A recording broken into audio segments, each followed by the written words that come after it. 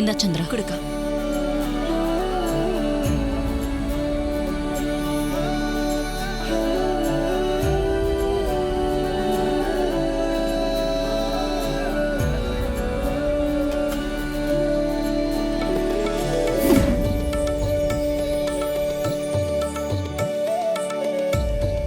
Sir எனக்கு நலங்கு வைப்பாரா? Sir, எங்க அப்பா சார்பா நீங்க வந்திருக்கீங்க, அதனால நீங்களும் வந்து என் பொண்ணுக்கு நலங்கு வைங்க சார்.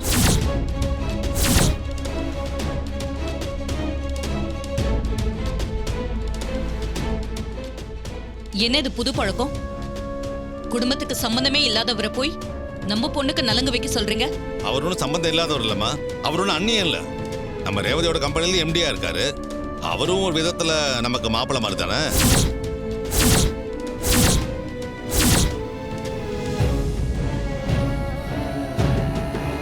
என்னப்பா சொல்றீங்க? என்ன உளறீங்க? நீங்க என்ன பேசுறீங்கன்னு தெரிஞ்சுதான் பேசுறீங்களா? எல்லாம் தெரிஞ்சுதான் பேசுறேன். அவரே எங்க அப்பா பேர மாதிரி நினைக்கிறாரு. அவர் பேர மாதிரி நினைச்சாருன்னா எனக்கு தங்கச்சி பையன் முறை, தங்கச்சி பையன் முறைன்னா மாப்பிள்ளை தானே. நான் சொல்ல சரிதானே?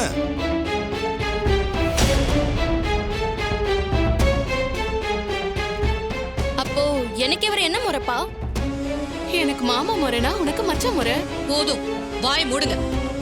ஆளுக்கு ஆளு பைத்தியக்காரத்தனமா பேசிக்கிட்டு இருக்கீங்க. ஈஸ்வரி, அவ ஏதோ ஜோக்கா சொல்லிட்டு இருக்கா, அதை போய் சீரியஸா நினைச்சு பேசிட்டு இருக்க. விடு சார், தப்பா நினைச்சுக்காதீங்க. நீங்களும் வந்து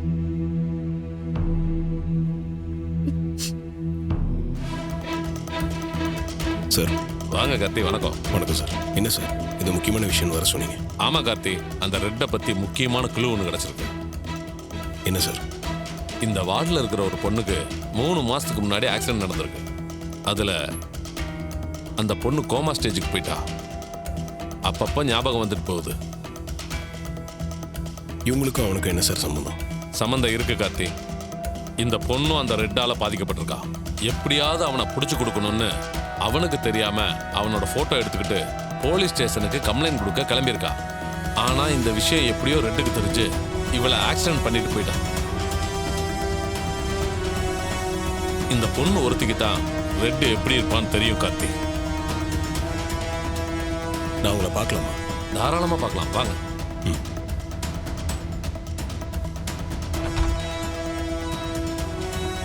வாங்க கார்த்தி. வணக்கம் சார். வணக்கம்மா.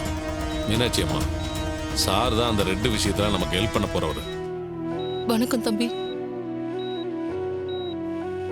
இப்போ எப்படி இருக்காங்க? என் பொண்ணு இன்னும் கோமால தான் இருக்கா தம்பி. கொஞ்ச நேரத்துக்கு முன்னாடி சுயநினைவு வந்துச்சு, திரும்பவும் கோமாக்கு போயிட்டா. ஆமாக்கா. ஏமா, உங்க அம்மா எங்க ஆளை காணோம்? அப்பா, சித்தி அம்மாவும் வெளியில போனதை பார்த்தேன். எங்க போனாங்கன்னு தெரியலப்பா. என்ன மாமா, சின்னத்தை வந்ததுல இருந்தே அத்தைய கையிலேயே பிடிக்க முடியல.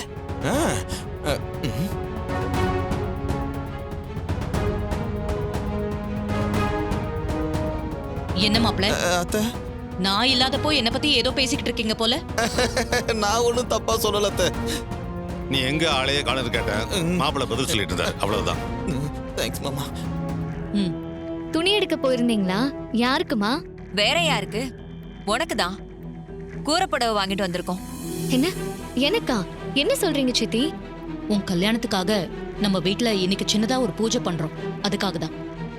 அதுக்கு நீ கூரை புடவை கட்டணும்னு ஐயர் சொன்னாரு. அதான் நானும் சித்தியும் போய் வாங்கிட்டு வந்தோம். என்ன சொல்ற? இன்னைக்கு நம்ம வீட்டுல பூஜை இருக்கா? எதுக்கா பூஜை பண்ண போற? என்ன எதுன்னு ஒரு வார்த்தை சொல்ல மாட்டியா? உன் இஷ்டத்துக்கு ஏதாவது செய்வியா?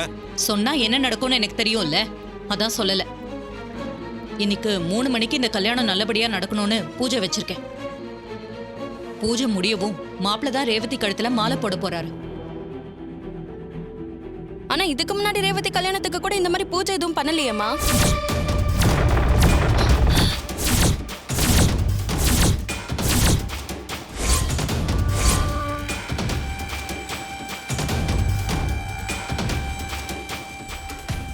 ஏய், என்ன உளர்ற?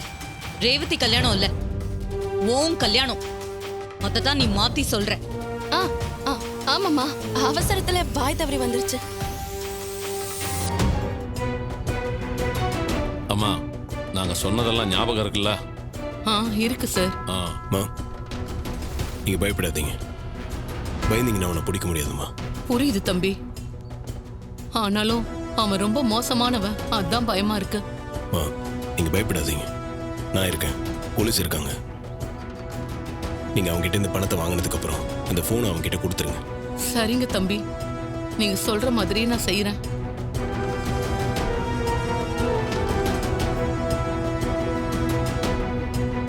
மா நீங்க பயப்படுற மாதிரி எதுவும் நடக்காது. நாங்களாம் இங்கே தான் இருப்போம். நீங்க எதுக்கும் பயப்படாதீங்க, தைரியமா இருங்க.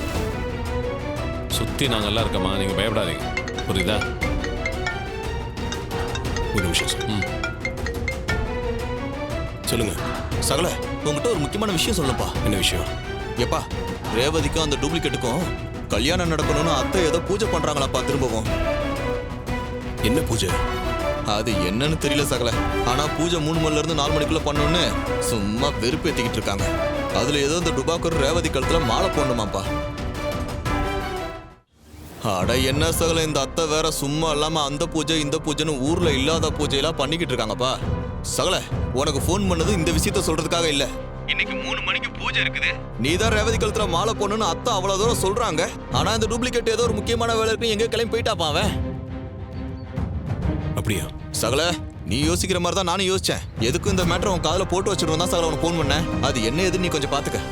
சரிங்க, நான் பாத்துக்கிறேன். ஐயரே இந்தாங்க. கொடுங்க.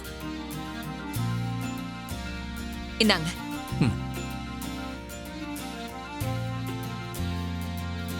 அம்மா நேரம் ஆயிடுச்சு, பூஜையை ஆரம்பிக்கலாமா?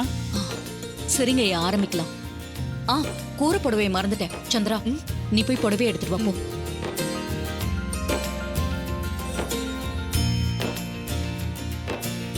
அக்கா குடு. இந்தாங்க. கொடுங்க. ஓம் சக்தி பராசக்தி.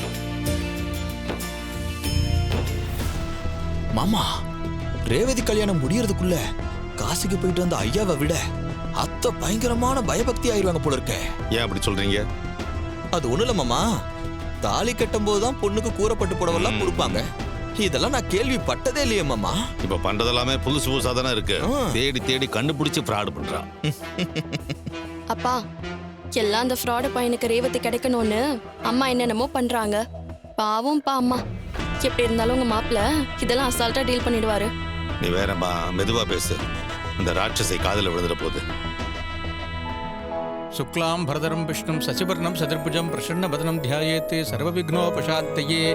ஓம் விநாயகாய நமः, ஓம் விக்னராஜாய நமः, ஓம் கௌரிபுத்ராய நமः, ஓம் கணேஸ்வராய நமः.